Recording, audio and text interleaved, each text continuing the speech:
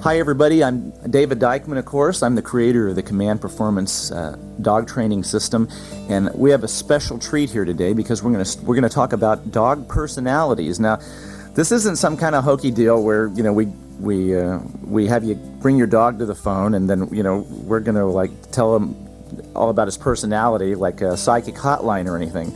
This is actually something that can pretty drastically affect your training success if you understand it, and it can really slow you down if you don't in a lot of cases. And my guest today, I'm very excited about having her with us. Probably this is for all the dog trainers out there, the real professionals. This is the person that a lot of the real professionals can look up to as well.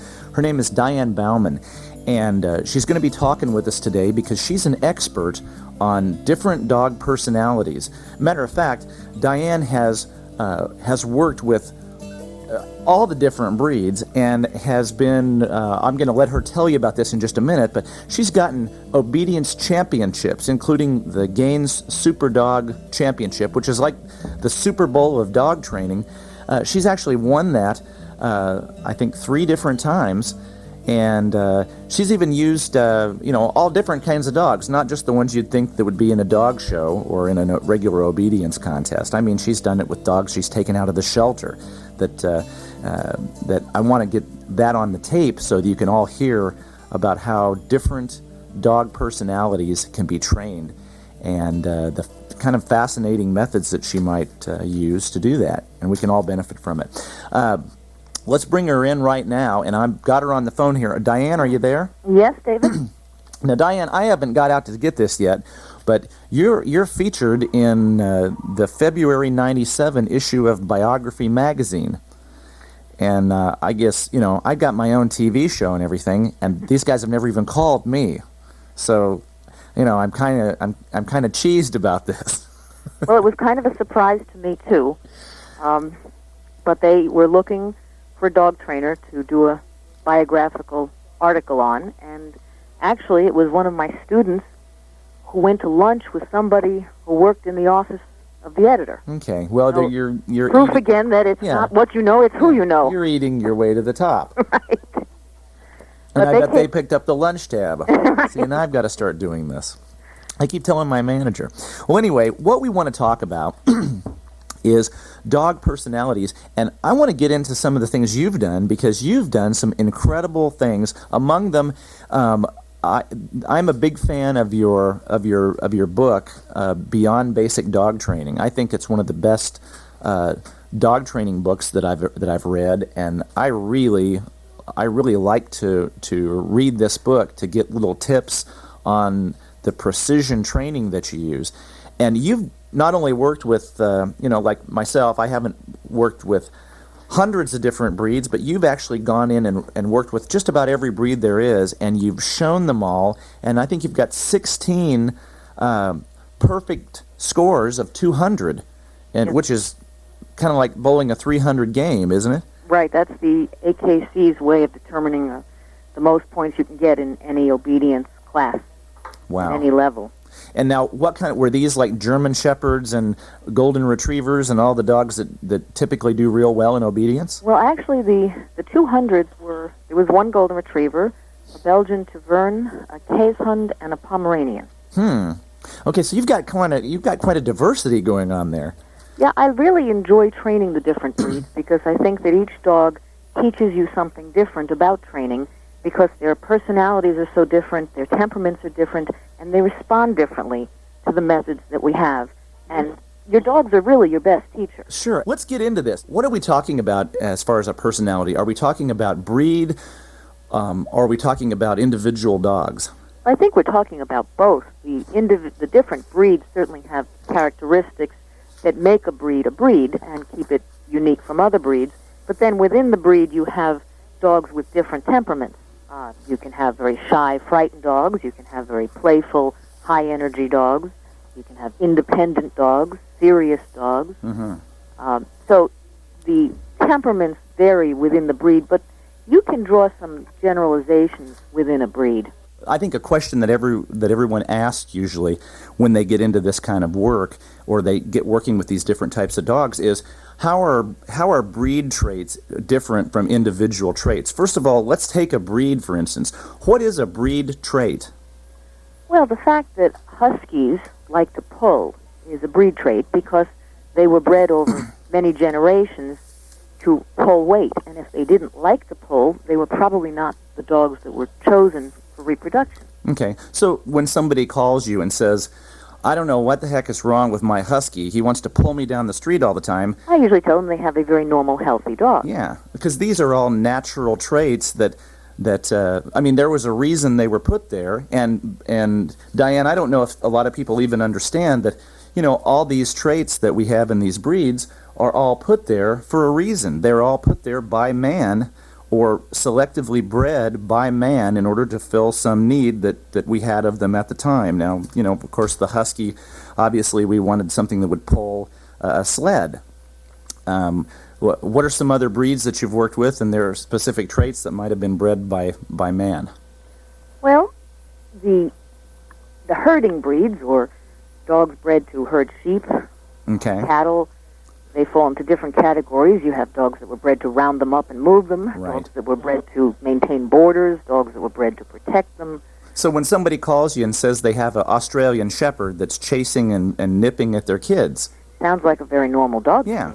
So, you know, but on the other hand, if they have a beagle that wants to bark constantly, Well, I would say that this is another genetic trait that was put there for a reason, so that the beagle could do a better job of hunting. yeah, and they could tell where the beagle had treed something or run something aground. Yeah, a lot of your hounds that bay, that very distinct baying sound of your coon hound or your bloodhound, that was there for a reason. Okay.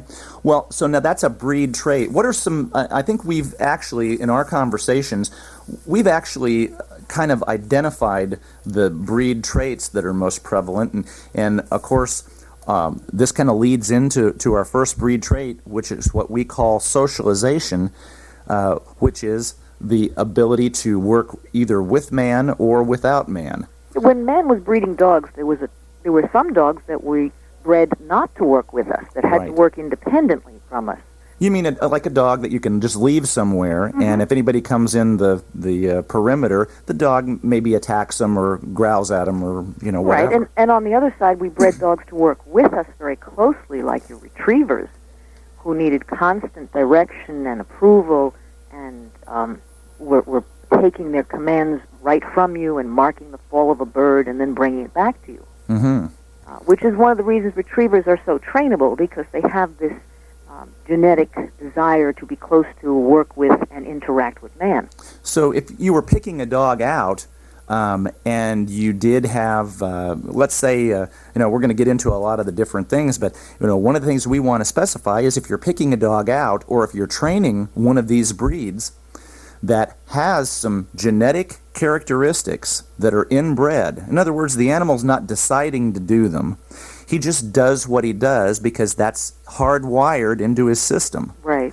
And sometimes, if you get, you know, a very active dog that is not designed to work with a man, and he gravitates maybe even towards other animals, you may have a lot more work on your hands to get him to the same level, if you can even get him to the same level, right? Some dogs, so to speak, are more easily suited to the things that we want them to do, which may not be close to the things that they were bred to do. Yeah, it's kind of like some of the mixed breeds. I mean, you can go pick up a dog at the pound, you take it home, and it's like, you know, the dog may understand it. It's like the dog understands everything you say, and it just kind of fits perfectly in. And then you go and spend lots of money on one of these hybrid dogs that you bring home, and you have all these so-called problems on handling it, and you may have just not purchased, you know, what you thought you were purchasing. Which is why it really pays for people to research the breeds that they're thinking of buying and find out what this dog was originally bred to do and what characteristics he has in him that make him good at this job, and then decide, is this something that will fit into their lifestyle? Right. I mean, if you're a jogger and you want a dog to run with you, a good choice would be a Dalmatian. How about a Saint Bernard? Well, I don't think they're going to run too good. And Yeah. one that I can say definitely You're going to spend you don't most want. of your time pulling and getting lots of muscles. But if you want to jog, don't go get a Pekingese. Yeah. They're just not into that much movement. But the Dalmatian was bred to run along with the coaches, and he'll trot along easily all day. Yeah. On the other hand, if you live in an apartment and you don't have room to exercise your dog a lot, I don't think a Dalmatian would be a good choice. In that case, the Pekingese that was bred to sleep in the emperor's arms would be a very good choice because he'll probably settle for a couch. Yeah. Well, and that's the other thing we were going to get into. We have 3 categories now. One of them was the socialization. That's whether or not they're bred to work with or without man. But the second category in our breed characteristic is what we call activity level, Diane. And as you know from training the hundreds of dogs that you've trained, thousands of dogs that you've trained, that some dogs are very laid back and lethargic just by a characteristic of their breeding. And some dogs are the equivalent of like buying a Ferrari, okay? And that's not always only within a breed. You can't say, we have golden retrievers now that are high energy and golden retrievers that are low energy, and it's the same breed. Right. So, but there's definitely a great variation in energy level between different dogs, and it makes a big difference. It's much easier usually to train a dog with energy than it is to train a dog without energy. And you know why? Because they get to make more mistakes. Right, and of course, since they learn by trial and error, if they keep trying, eventually they're going to figure out what you want. It's really hard to learn anything well if you're not willing to make mistakes, and that's what, I try to get across to my students is that, your dog can't go out and fail at something. It's kind of like being, I think Thomas Edison did it best when he illustrated, or when they illustrated his resolve in inventing the electric light bulb. He told a reporter who asked him why he didn't just give up after all the failures, because he had failed literally 10,000 attempts to invent the light bulb and get it to work. And he just said that, I haven't failed. I've just identified literally every single way that this won't work. And what I have left over is the real deal, Yeah, when the dog gets done being wrong, he's usually right. You better believe it. So, we'd think of mistakes as being something good. And what I define a mistake as, I know that all the best trained dogs are the ones who made the most mistakes in practice, not in real life. Okay, and that's why our obedience training is so important. So we have things like socialization. We have activity level. That's whether the dog's a couch potato or a race car. And that's going to depend a lot on how you train the dog. If you're training a very low-energy dog, you're going to behave very differently as a trainer than you will if you're training a high-energy dog. Right. And one of the things that you do with a low-energy dog versus a high-energy dog, what are a couple training tips that we could use? If, let's say we've got one of these big St. Bernards, and this is the kind of dog that when you call it to you, you got to time it with a calendar, okay? What do you do to get this dog to speed up a little bit? Now, what I always do is I keep my sessions very short, and I up the intensity, the excitement. Right. You want to be using a very high-pitched voice, quick actions, see what you can do to interest the dog in playing. Right. Play is a very good motivator to increase the energy level. Even dogs without a lot of energy like something. So when you're training a dog, let's just say we got our really slow, lethargic type of dog. Now, if on a 1 to 10 scale, this dog's about a 2. And that's because I've never seen a 1. Well, I have, but I think they were picking him up off the highway. But this dog is so slow, and he doesn't get excited about very much. So I want to keep my sessions real short. And maybe while I'm teaching, if the dog, if the dog does the sit or the down, I may want to take a little short break and play with him for a few seconds and get him all excited about what he did right. Yeah, I also think with a slow-moving dog, I wouldn't start with your stationary control exercises. You want to focus more get toward him moving first. Right. Work on a recall, get him excited, And then when you use up the energy, then work on the stays. Right. And, we divide that into two categories that we call action exercises and control exercises. In other words, if your dog is a 10 on the scale, if this is the type of dog where you wake up in the middle of the night and he's in a half crouch in his bed staring at you, panting, okay? Like, what do we do next? Sounds like a border collie Yeah, to me. this is the kind of dog that you don't want to use a lot of the real excited voices on, because you're gonna just Right. he's just gonna go nuts. Faster the dog, the slower and the calmer you train. So you're doing the opposite of what the dog's doing. In other words, if the And dog's it's hard for some people when this dog is running around and ricocheting Right. off a leash to stay calm and to stay quiet. it's hard just to go, Fluffy, sit. Right. And then all the praise you may need on this really wired, excited dog is just simply that's right. Good. A Yeah. low tone in the voice calms the animal. Because a high voice tends to get them moving. Right, because what happens. You've got this really excited dog, and of course the commands that you're going to work on with the more excited dogs after you play with them for a few minutes to wear them out is a lot of the control commands. You're doing the things that are addressing his weak points. Now, the dog that is just a live wire, he obviously is going to need more work on the control aspect of training. That means the stays, the downs. Right, but you can't just take him out of the house and do stays because Right. he can't physically do it. He's too wired. Right. So you play ball with him for a while or let him lunge around on a long line, and then when he's got the edge off, you say, okay, now I need you to sit here and think about what you're doing. Again, now this is during the training process. Once the dog's trained, it shouldn't matter. You shouldn't feel like you have to go out and wear him out before Right. you expect him to do a command. But it certainly makes it a lot easier for him to learn. And the other part about when he does it right, if I have a dog that's on a stay and I walk back around to get him off the stay and he's the live wire type, I want to make sure that I don't cause him to break the stay by my enthusiasm. So if I come back around and go, good dog, well, I know he's just going to shoot up in the air and start going nuts. So that's when I want to have the very calm, measured tones. That's right. And you'll see the dog start vibrating. And, when you see him start to break loose, that's when you know how to turn down your enthusiasm just a hair. You only want to use enough so that he gets excited, but not so much that he just goes nutty. Okay? Now, on the St. Bernard, of course, naturally we can work a little longer on the excited dog and with less intensity and less excitement. And on the St. Bernard, we keep the sessions real short, and we're really excited. We're upbeat. We might have food on us. We may have toys on us. Right, and we work a lot on action commands instead of control. So And get very enthusiastic for anything the dog does, which then makes him more inclined to repeat it. I trained a St. Bernard one time, Diane, and I know you've done this too, where, the total I spent on the down stays and sit stays was just a couple days.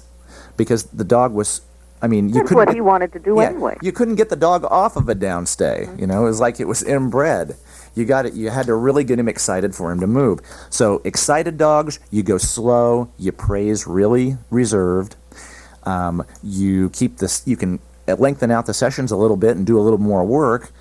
And you might want to, go out and wear them out a little bit beforehand so they're in a better mental state to learn.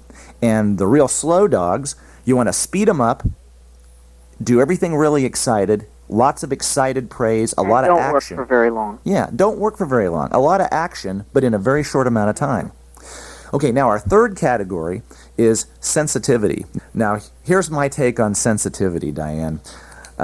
You've got certain dogs that are bred to be insensitive. That means that this is a dog like a Labrador Retriever. If you took a poodle and you ask it to jump out of a boat into freezing water, go out and get a bird and come back and then just hang around on the floor of the boat all morning in 10-degree weather, you'd have a poodle pop on your hands in no time. Dog would perish. A Labrador thinks this stuff is fun. Now, that is a sensitivity level of a physical type, and there's also such things as like the emotional sensitivity or the nervous system sensitivity of a dog. And they don't always go together. You can have a dog who's physically insensitive but emotionally very sensitive. Let's talk about physical first. If we had a dog that, if you think your dog at home, for instance, is physically insensitive, you may have one of the following breeds. We always talk about Labradors when we get into this. Okay. Yeah, they seem to be the ones without many nerve endings. These dogs are bulletproof. They basically can be running through the yard and look the wrong way and literally just plow right into you and knock you on your face and keep right on going and still never realize they ran into you. Yeah, it's actually a very positive feature when they're used as guide dogs because they can be stepped on, Right. bare legs. And they're great with kids. Yeah, they don't The kids can pull their react ears. very strongly if something bad happens. Yeah, but the they kids barely can feel sit it. on them. They can jump off the sofa onto them. The dog just thinks it's great, you know.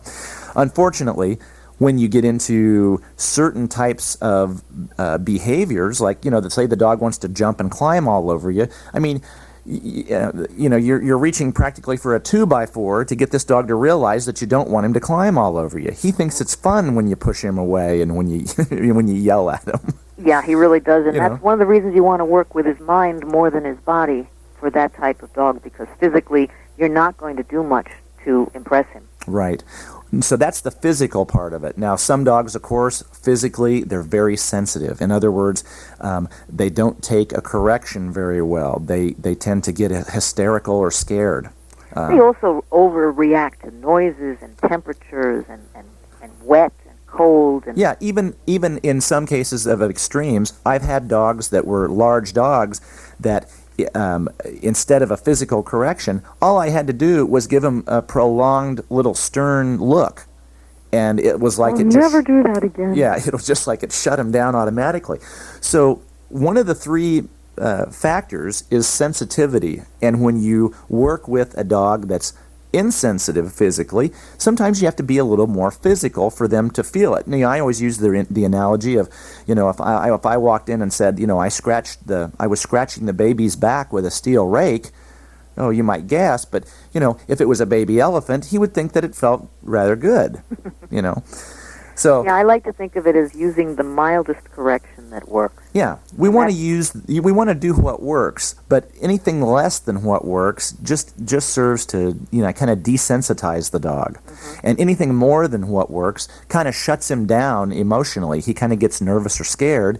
And as I can testify, you know, when I get to the point where I'm nervous or scared, I don't really think too well. It's kind of like standing at the blackboard when your teacher asks you a math problem you didn't study, and you just stand there and act like you're thinking about it until they call somebody else. You know, it looks like you're thinking about it, but you're just frozen until somebody else gets the call. You actually see that in dogs, too. If you ask them to do something and they don't know what you want, they'll start sniffing at the ground. It's like, look busy so the teacher won't call on you. That's exactly right. It's exactly the same thing.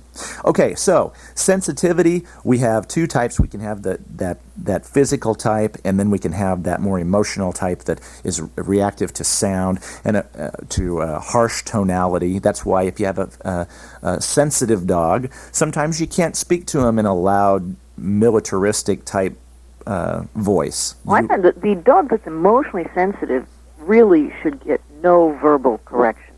If you have to correct them, it should be something mild and physical. Yeah, that's a good point. If you have a dog that reacts pretty heavily, if you raise your voice, try to stay away from that and go to more of a, you know, a physical correction. And again, start with a light one if you need to give a correction. And again, Diane, what's the most important thing? We're talking about corrections, but what's the most important thing that we got to make sure of before we correct? The dog has to know what you want. If he doesn't Right. understand, then there's no correction that's going to make him understand. Right. You cannot correct the dog into obedience. No, you have to teach him first. Yeah, And you have to spend your time showing him, and you have to spend you basically have to put in your time showing him what you want him to do, like placing him in the sit or placing him in the down. And on the command performance video, you know, I always tell you that unless the dog starts taking over for you, you know, when you reach under to place him in the because down. I know what you want. Yeah, if he's not starting to melt on his own into that position just from having you put him there, then he may not have any idea what you want yet. You know, David, something that the listeners may not realize, dogs do things long before they understand what they're doing. Right. You really can't fall into the trap of saying, well, he did it yesterday, therefore he knows how to do it. Exactly. Because he may have done it by accident, and you assumed he understood. And if he's scared or nervous, the time... Or distracted. Yeah, or distracted, during the training process, that is, when he's learning this, you've got to show him again. You don't correct him for being scared or nervous. But if you want to correct him if you feel that he thinks he has a choice, or that he just has decided that, hey, no thanks, not today. He That's knows... sort of having a choice. Yeah. So now that's the breed characteristics so far.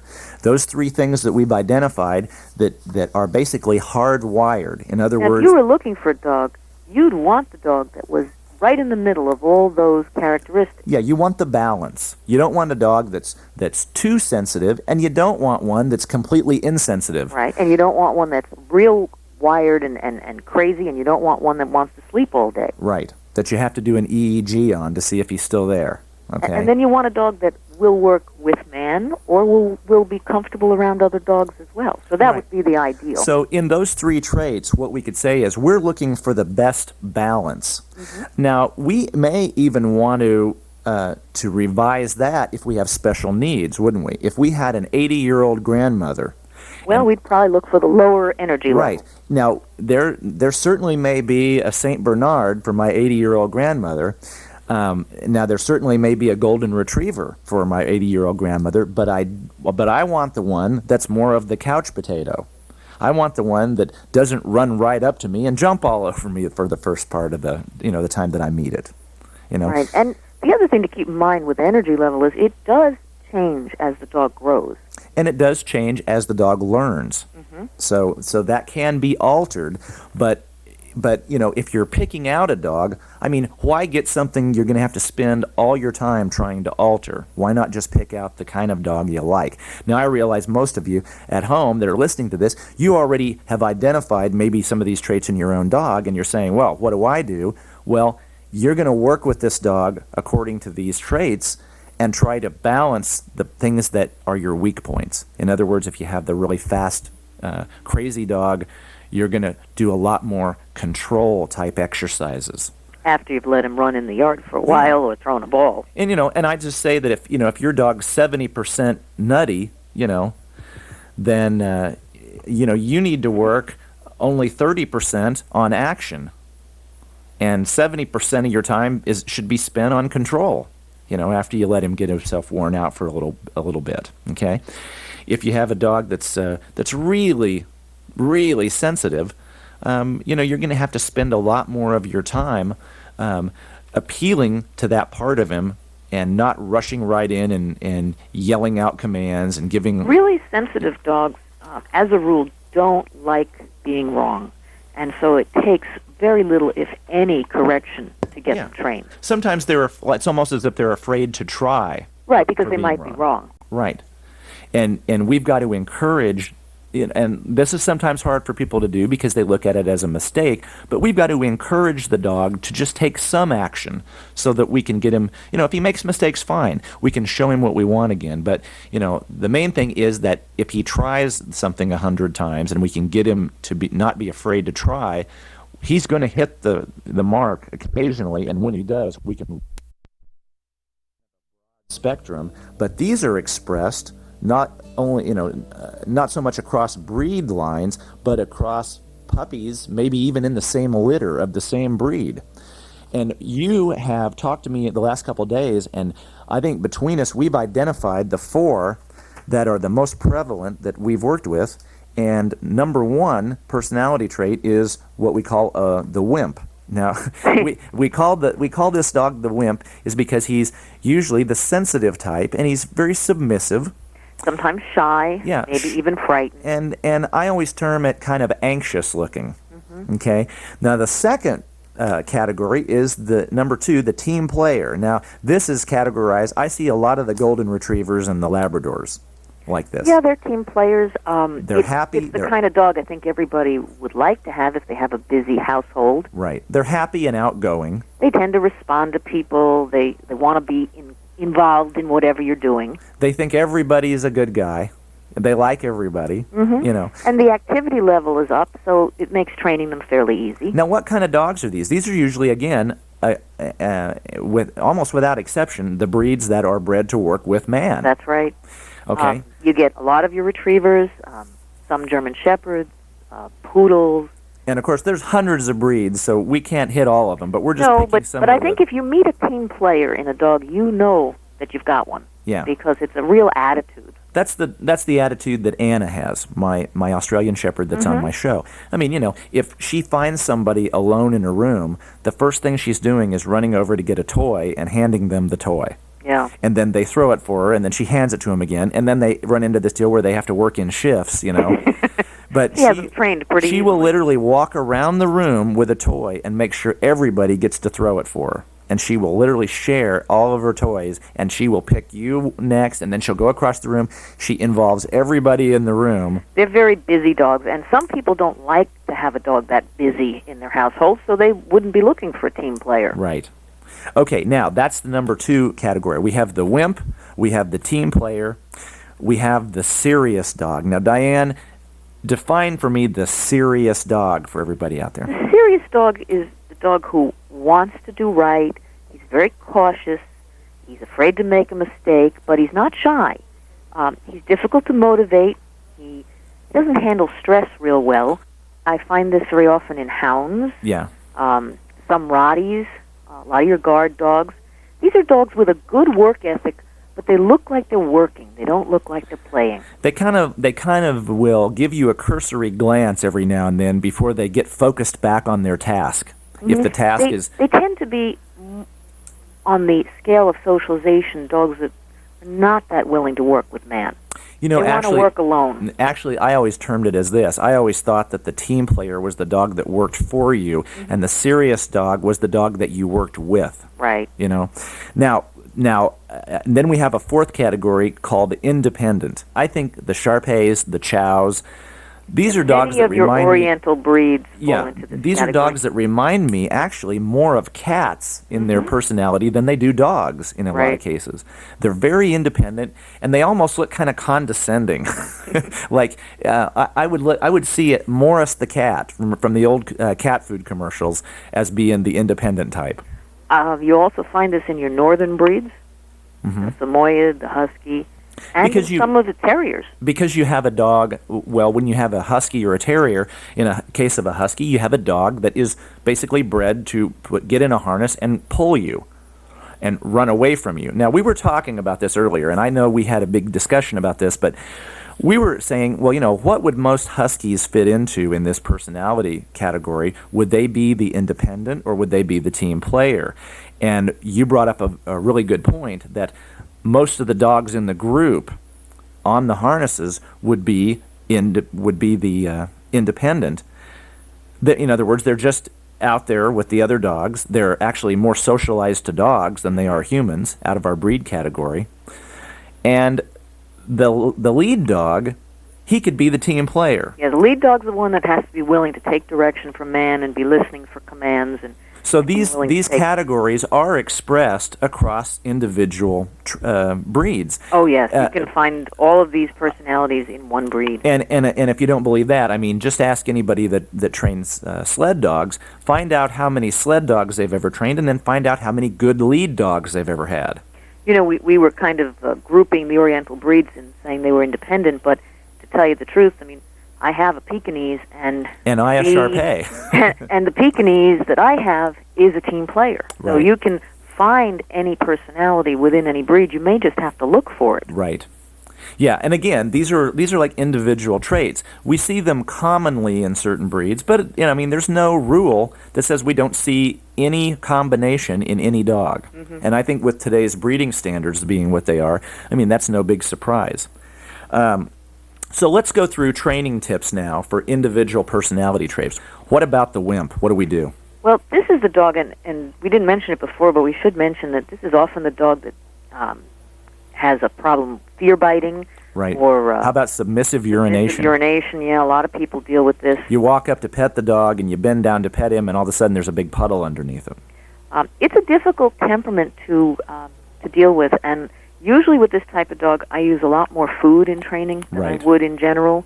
Because this is something that you're going to distract the dog with, and he's basically going to follow the food a little bit, but at least it gets him over the fear of the interaction. You also want to make sure that you're only praising the brave actions and that you don't get suckered into his behavior. You know, the dog that flips over on his back and shows you his belly, you don't scratch his belly. Right. Or you don't go, oh, what's wrong with you, or any of that if stuff. he's afraid to have someone else touch him, he tries to hide behind you. You know, you have a collar and leash, you put him back in front of you, and you say, this is where we greet people. We don't hide behind. And you may have the person greeting him offer some food. So, you know, and everybody that comes in, offer him some food so that he automatically sees that as being something different. You know, if people come in and they may have a cookie for me, you know, maybe I'm being a little overboard on being afraid of everybody. Okay? What about the team player, though?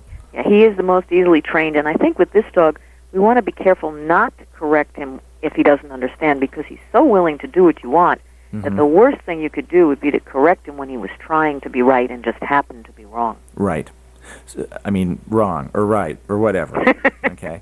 But the team player, again, is not it's a dog that you don't want to discourage his enthusiasm. You want to let him make some mistakes, and don't correct too harshly. It's often a good idea to indicate what you want. I mean, if you had a correction on a level of 1 to 5 to where just a little shake on the lead was number 1, a lot of times that's all the team player needs to figure out, oh, wait, I need to try this again. You know, and you don't dampen his enthusiasm. Most of the team players also are very easy to train because they will accept a lot of repetition.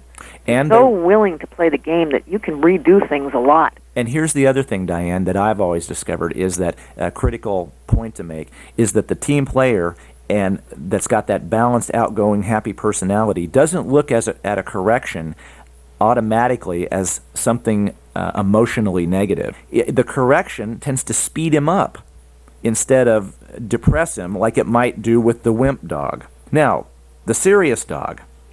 The serious dog, you want to make sure to teach slowly. This dog is usually cautious. A lot of breeds have caution built into them because it was a self-preservation. I mean, your Afghan that was hunting in the mountains, if it wasn't cautious, was going to end up jumping off a cliff. Right. And so this dog is extremely cautious. When you tell him to do something, he may know what you want, but he's not sure it's okay to do it. And if you try and rush him, he locks up. But if you just go slowly and give him some time to think about it, then he's willing to come along. And as he repeats the action, it naturally gets faster and faster. Right. You know, it's kind of like tying your shoes, you know, and being consciously conscious of something. You know, the 4 steps of consciousness. You know, sometimes, like when you're a baby, you don't even know that you don't know how to tie your shoes because you don't even know what shoes are. So you're unconsciously unconscious of it. And then you become conscious that you have shoes and they're untied, but you don't know how the heck to tie them. And that's called, being consciously unconscious. And then consciously conscious is when you learn how to tie them and you got to stick your tongue out and you got to screen out all the sounds and you got to concentrate real hard to make the rabbit go through the hole and tie the shoe and the whole deal. And now, of course, you're unconsciously conscious of it. Now you can reach down and tie your shoes while you're watching TV, and you never have to think about the rabbit goes through the hole and then back over the top. And that's a good analogy to the dog because, you first tell a dog sit and he doesn't know what you want. Right. And then eventually you show him what you want and he starts to get the idea, and pretty soon you tell him sit and he's sitting without even thinking about what he did. Right. It's almost like he's going straight for the praise that he knows he's going to get without thinking about the mechanics of it. Getting back to the serious dog, you want to teach him slowly. You want to make sure that you really appreciate what he does end up doing, right, even if it was a very small move. And the type of praise that you're going to use on the serious dog. Very upbeat, high, happy, energetic, high voice. My big jackpot with a serious dog is if I can get him to actually wag his tail sometimes. Now, the team player, you're correcting him and he's wagging his tail. And the wimp, a lot of times, if you even see his tail, you're doing good. If he doesn't have it tucked up under his rear end. But the serious dog sometimes, if you can do something vocally where you can get him excited, like when you talk to him. What a good dog, and if you can see that little tail start to wag, try to use that as a gauge. I always try to use it as a gauge. In other words, I really pay attention to the dog's physiology, to his body movements and his look, and if I can get him to smile or shift his weight around on his feet, kind of like the puppy stomp that they do when they play with you, or get a little wag in his tail, I kind of make a mental note of that, and then I go back and try to do that again to get that dog in an upbeat, emotional state, so I can praise him more effectively. Well, that's what they call reading dogs, and that's what, people who are successful training dogs are able to do. Okay, now we have one more category out of the four. We've had the wimp, we've had the team player, we've had the serious dog. Now we go for the independent dog. And again, I'll tell you what, I've got a miniature Shar-Pei named Sandy. Actually, we call her Stinky. But and you just have to own a Shar-Pei to understand this. But they have a very unusual smell. But Sandy is kind of a cross, I would say, between a team player and an independent, and it's a real peculiar mix. Sounds like she has mood swings. Yeah, it's the sweetest, happiest dog you've ever seen. But at the same time, if you try to force this dog, now, for instance, if I want to take this dog and put it in the bathtub, I can trick it in there with a cookie. But if I try to call the dog to me, and I reach out while I'm about 3 feet from the bathtub to grab the dog, I mean, this dog locks up like a steel trap, and it will cling to the carpet, and I mean, any type of force that you exert on this dog, it can lock up like a clam, And so this is what I wanted to address on the independent dog. You're going to need to tailor your training to try to sometimes trick the dog into doing a certain movement for the first few times until he realizes that it's not anything that's objectionable to him. Well, you say trick. I prefer to call it manipulate. Yeah. It's what wives learn to do eventually, if they're successful. Well, okay. Well, that's another tape. But you want to get the dog to do what you want him to. Right. And make him think that it was his idea. The thing that a lot of people fail to consider is that when you're training a dog, these dogs have no idea what you want them to do. I mean, when I went to college, let's say, I had an idea why I was going to go. I knew that I was going to have to study, and it was going to be, a lot of study and a lot of work. But at the same time, I knew that what was at the end of it was a career full of unemployment and disaster. And actually, no. But anyway, that's why I dropped out and became a dog trainer, because I have no marketable job skills. The point being is that I had a goal in mind when I started out. Now, your dog doesn't have a goal in mind. He doesn't know that this training is going to be anything good for him. No, and if he doesn't see any value in it, he's going to be How could he possibly see a lot of value in you trying to, force him to lay down? Well, he wants to know what he's going to get out of it. Right. And that is your independent. Now, the team player, you're going to show him how to lay down? Oh, great. Okay. Let's try it. It might be fun. The wimp player, you're going to show it how to lay down. What are you doing? I'm afraid I might not be able to do it. And the serious player...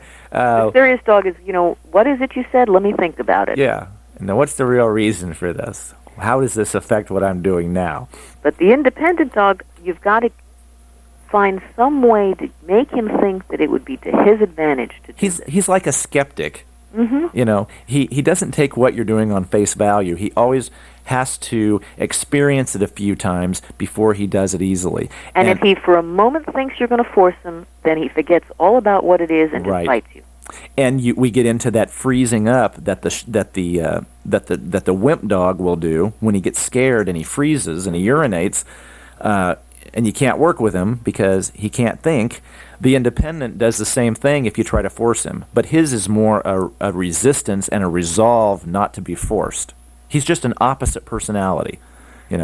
Whatever you do, he does the opposite. So you've got to kind of manipulate him into doing what you want, maybe using some food for the first few times, getting him to follow along rather than doing it for him like you might try on the team player.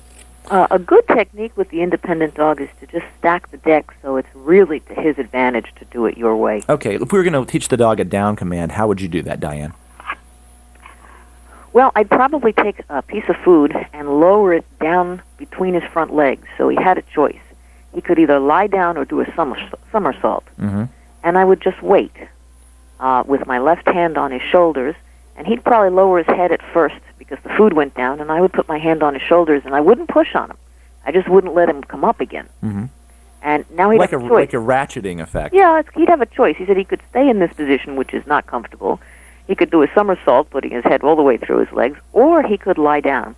And I'd probably do this on a very soft surface so that it was very encouraging for him to lie down. And Maybe also, you want to be down bed. there with him. Yeah, you don't want to be down low, standing over him, pushing him down. You actually sit down on the ground with the dog.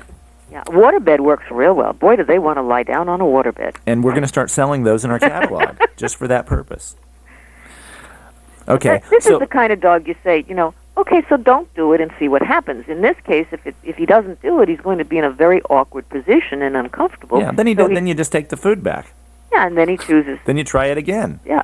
And eventually he says, you know what, I have a great idea. I think I'm going to lie down and eat this food.